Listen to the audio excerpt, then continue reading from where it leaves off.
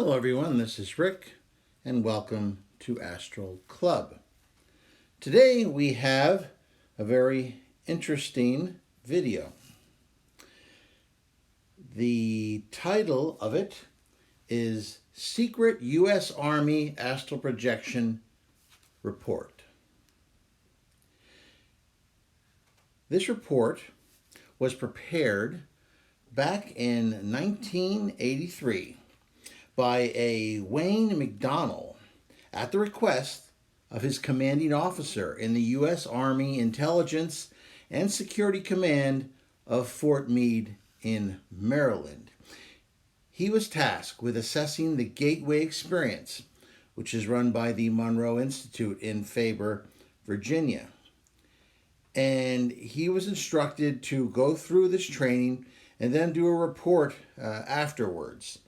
I imagine they were probably most interested in the intelligence gathering possibilities involving astral projection. If you recall, we've talked about this subject before. The military and the CIA were, as well as the Soviets in Russia, were very interested in the 70s and in the 80s in exploring psychic phenomena as a way to gather intelligence. I think each side, East and West, was worried that the other side might be further ahead than them, and so they redoubled their efforts.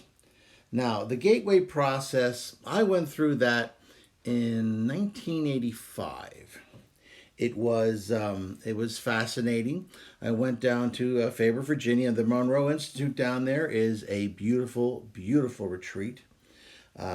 It's 5 days and 6 nights. It's a little on the pricey side, but they build themselves as a variety of transformational experiences that they offer to expand your awareness.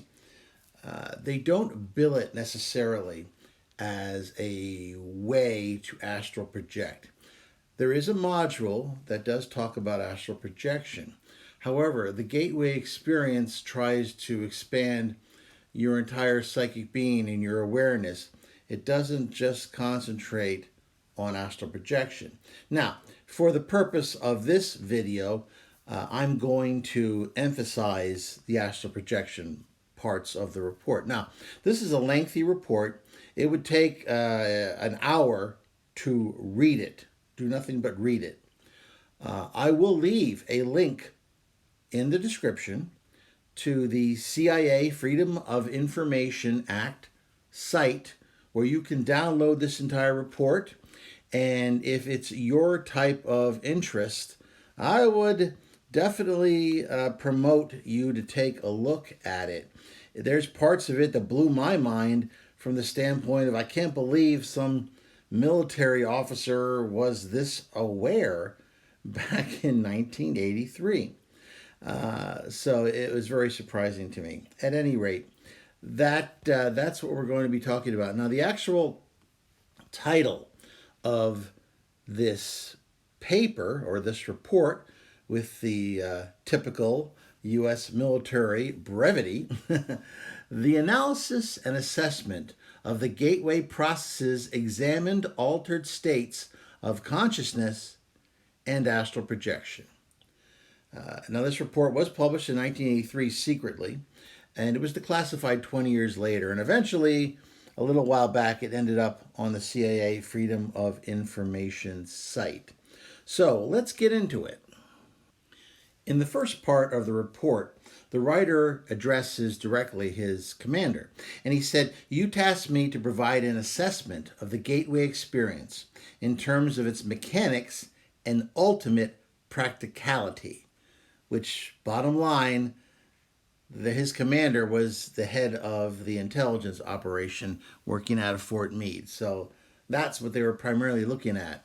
However, what this writer soon found out was it was impossible for him to just isolate the intelligence gathering possibilities without getting into the whole nature of reality. And this guy does. He gets into everything, including the holographic universe model, which I was extremely surprised that he was aware of this back in the early 80s. Uh, and in this entire paper, he goes to great lengths to get into a wide variety of things. He says that he actually had to use physics and bring the whole phenomena of out of the body states into the language of physical science so that he could remove the stigma of occult connotations. Obviously, if you want to study something and you want respect for its science, for its reality, you have to try to remove the whole occult, magic, ancient type of superstitions from it if you want to get any kind of respect. For instance, this channel, I have purposely tried to keep these things as matter of fact and as science oriented as possible, because the last thing I want is the people to think that this is some sort of school of Hogwarts and magic. This is actually something physical. It's a physical science, and this guy tried to put it in those types of words. And the report that he laid out was quite fascinating. The writer then started talking about how it was necessary to get into an altered state of consciousness in order to proceed to higher levels and eventually astral projection. He mentions hypnosis, which we're not going to get into. He also mentions things like TM, transcendental meditation, which we will also not cover. Then he gets into the gateway and the hemisync method. And the whole idea behind the hemisync model is you want to create a state of consciousness that is defined with the electroencephalogram patterns of both hemispheres of the brain simultaneously equal in amplitude and frequency. So you're trying to harness the power of your brain here by synchronizing them. There was also a part I remember in the program where they ask you to take all of your extraneous thoughts, all that background buzzing, and stick it in a box, an energy box, and get it out of the way, because that interferes. And if anyone's ever meditated or tried to accomplish astral projection or even just deepened states, you know that that chatter that goes on in your consciousness has to be, pushed aside in order for you to make your next steps. Concerning the hemisync method, a Dr. Stuart Twemlow, who was a psychiatrist and a research associate associated with the Monroe Institute, said that in our studies of the effect of the Monroe tape system, i.e., the hemisync, on brain waves, we have found that the tape encourages the focusing of brain energy. It can be measured as a light bulb in watts into a narrower frequency band. This focusing of energy is not unlike the yoga concept of one-pointedness, which we may translate in Western terms as single-mindedness. So what they're talking about here is focus. They need to focus, and we'll certainly get into focus in a minute as well, because the Monroe method, the gateway method, uses focus levels as ways to get deeper and deeper into your conscious and unconscious minds. Now, in this entire report, he is slowly, and this could be a master's thesis, he is slowly building up the way the brain works and the mind works and these various states that can be used to alter consciousness. I don't have the time to get into all this. And as I said, I'm going to concentrate on astral projection because, after all, this is Astral Club, not Hypnosis Club or TM Club. He then gets into the consciousness matrix. He says the universe is composed of interacting energy fields, some at rest and some in motion. It is, in and of itself, one gigantic hologram of unbelievable complexity. According to these theories, he talks about Carl Pribom, who was a neuroscientist at Stanford University, and David Bohm, who was a physicist at the University of London. The human mind is also a hologram which attunes itself to the universal hologram by the medium of energy exchange, thereby deducing meaning and achieving the state which we call consciousness. With respect to states of expanded or altered consciousness, such as Gateway uses, the process operates in the following way. And this is important.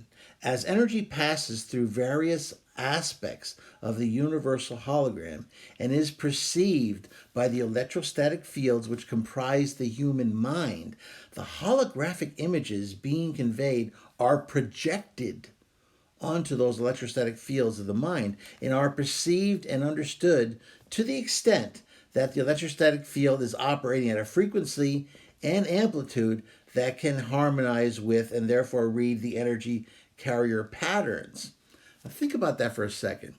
I know it sounds like a little bit of gobbledygook, but remember when we talk about leaving the astral body, and now we can perceive this astral world around us, which is there, but you ordinarily can't perceive it. Why? Because you're in your physical body at a lower vibratory or amplitude, if you want to use that term, rate. So when you're in the physical, you can't see the astral, except for very extreme circumstances. When you're in the lower astral, you see the lower astral. As you raise your vibrational or your amplitude level, you begin to see other areas of this hologram which exist. It's there, it's real, but you cannot perceive it until your consciousness vibrates at a level where it is in tune, and its energy, the energy of your consciousness and the energy of the hologram then interact. And then based on that, you bring back the information. If you're vibrating on the physical, which is a very low amplitude, you're only interacting at that level with the universal hologram. So all you see is the physical, which is why you have a lot of people running around saying, all I see is the physical. So that must be the only thing that exists. Okay, Sparky. But once you raise your vibrational rate into the astral, mental, you name it, you are now able to interact at a much different level and vibratory rate. And you open up, in essence, an entirely new world for yourself. He then gets involved with a section which he calls special status out of the body experience, which of course is an astral projection.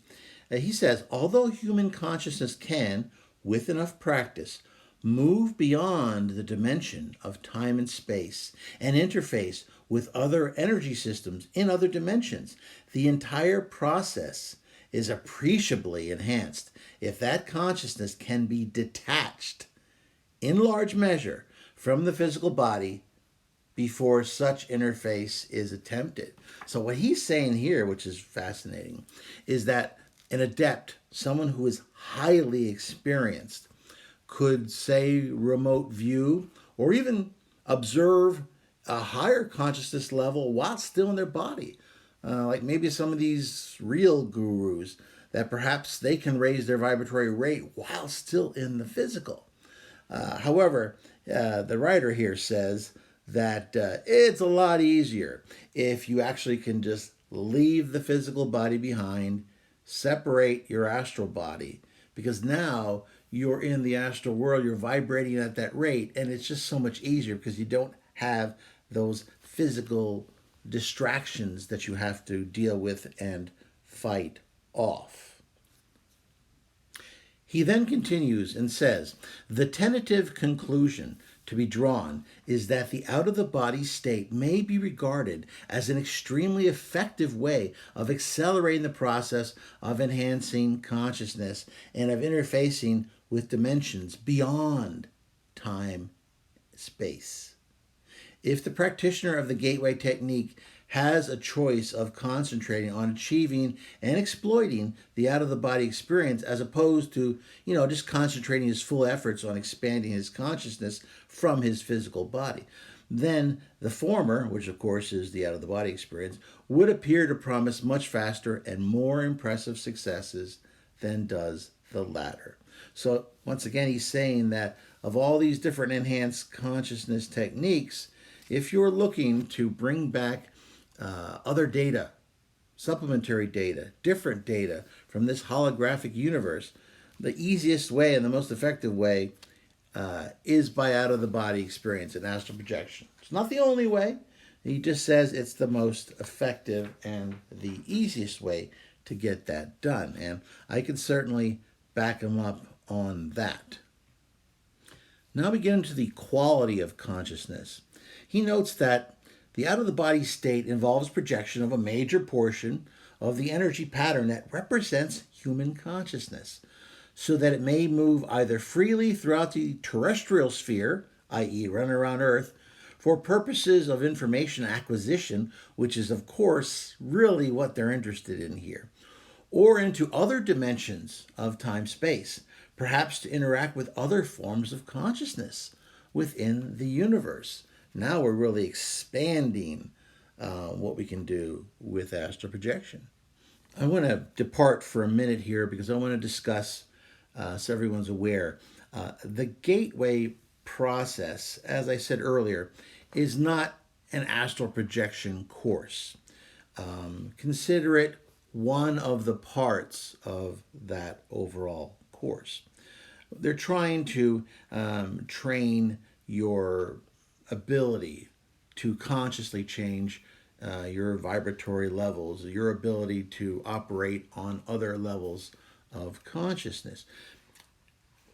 The word they use is focuses, and they have various levels that someone starts from to go through a variety of focus levels. For instance, focus 1 is your normal everyday waking consciousness. You're completely in phase with the physical matter reality.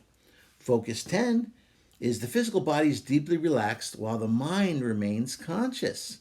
In other words, mind awake, body asleep. When you want to get into the pre-process before astral projection, you need to be at this focus 10. Your mind needs to be awake and your body is asleep. One of the mantras that I would give myself, and I have to think about these things because I haven't used them for so many years. And I've shared my mantra with you previously. But the beginning part of it, I don't know that I shared before. It just kind of came to me again. I would say something like, tonight as I fall asleep, my body will fall. I said, tonight as my body falls asleep, my mind will come awake. I will then go where I wish to go, do whatever I wish to do, and when I return, I will have a complete memory of all that occurred. So this focus 10 is the doorway to astral projection. Focus 11, they call the access channel. It opens up communication channels to all levels of awareness, mental, physical, emotional. Focus 12 is a expanded state of awareness while the body remains deeply relaxed and asleep. Focus 15 is a state of what they call no time. Consciousness is now far removed from the physical body signals. Linear time is no longer relevant to the experience. What they're talking about here with Focus 15 is astral projection. If you are experiencing no time, and you're no longer, and you're no longer experiencing physical body signals, you are out of the body. You are astral projecting, unless you're some sort of highly advanced guru and you're doing all this while still in coincidence with your physical body. Focus 21 is on the very edge of perception of the time-space continuum, and the mind remains fully conscious and active. Focus 21 is definitely a more advanced astral projection state. And they go up through a variety of other focuses, and I'm not going to get into all of them, but I just wanted you to be aware of the terms and how they do what they do at the Gateway Experience so you can understand a little bit about this whole process. Now we finally arrive at the conclusion. Now we're going to talk about the real meat and potatoes of the astral projection experience, and indeed why this guy has really been tasked to put this report together for an Army intelligence commander. And this is a question which I handle on a daily, if not certainly a weekly basis.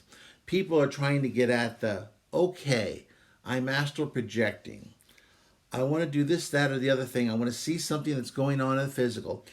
Can I use astral projection to come back with 100% reliable data on what's going on in a physical universe?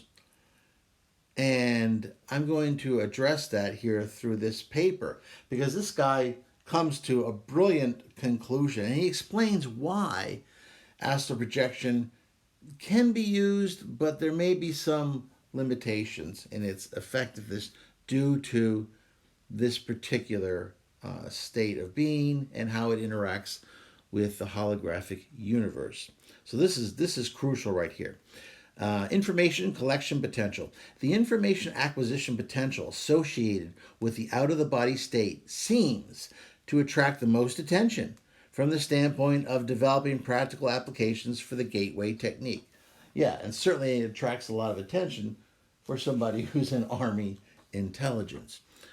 Unfortunately, although the out of the body state can apparently be achieved by many people without excessive expenditure of time or effort, the purposes to which it can be put are currently limited by the fact that although individuals in that state may travel anywhere on an instantaneous basis in either the terrestrial or in other spheres, planets, dimensions, information distortion in the former context remains a major concern.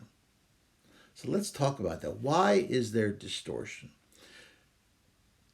To date, according to one of the trainers at Monroe Institute, numerous experiments have been conducted because they were trying to track down just how reliable astral projection could report this type of information. And I wouldn't be surprised if perhaps the military was funding some of these studies. Because certainly, as we know, the military sent people to the Gateway program in 1978 and again in the early 80s, which indeed this guy went through that program, which is how he was able to write this. He said, anyway, this seems to be a function of the fact that physical reality in the present is not the only holographic influence which the individual may encounter in an out-of-the-body state. Let me say that again. This seems to be a function of the fact that physical reality in the present is not the only holographic influence which the individual may encounter in an out-of-the-body state. There are also energy patterns left by people and events occurring at the same physical site being viewed, but from the past rather than the present. Remember the story I told you about my brother who wanted me to prove that I could astral project and come back with information? And I came back and I reported that I saw this samovar in his closet, and he laughed at me and said he didn't even know what a samovar was. It's a Russian tea-making machine. And then, he laughed at me and said, you're full of it. But then we found out that a number of years previously, it had existed in that spot by a previous owner. So time is a random element here, and that can cause problems when you're trying to come back with real-world intelligence. In addition, since thoughts are the product of energy patterns, and energy patterns are reality, it may also be possible that individuals encounter thought forms while in an out-of-the-body state, which mingle with physical reality and are not easily differentiated. See, what people get confused is they see astral projection, at least people who aren't experienced in it or haven't ever done it before. They see it as, it's just like being in your body, only now you're in another body. And so reality is still reality, and now you could just go somewhere else and see reality just like you would with your lower vibrating physical eyes. And the only difference is now you can get there quickly and nobody can see you, and you can come back with information. See, in the physical, with your physical lower vibrating body and eyes, you could only see what exists at that very narrow and lower level. However, as the astral body is vibrating higher, it can now interact with that holographic universe in such a way that it doesn't just perceive items that are vibrating in the lower physical, but it's perceiving thought forms. It's perceiving things that existed in that space from the past and indeed the future. I have seen these things. So all of this together makes physical reporting of intelligence unreliable. Because these things are just a fact of the astral plane. Well, we're going to stop there with that conclusion. I hope you enjoyed this video. If you did, please hit the like button. If you haven't subscribed already, why don't you subscribe and hit the the bell button if you want to get informed of any of my future videos. If you want to share this video with someone of like minds, make sure you go ahead and share that. I enjoyed our time together, and remember, I'm going to have the link to this particular paper that's on the CIA Freedom of Information Act website. I'm going to have that link, and I encourage anybody who is really interested in reading a complete, what I consider master's level paper on consciousness, to go ahead and download it and take a couple hours and read through it and really think about it. It's worth it. Okay, everybody, I appreciate it. I am Rick, and I will see you on the astral plane.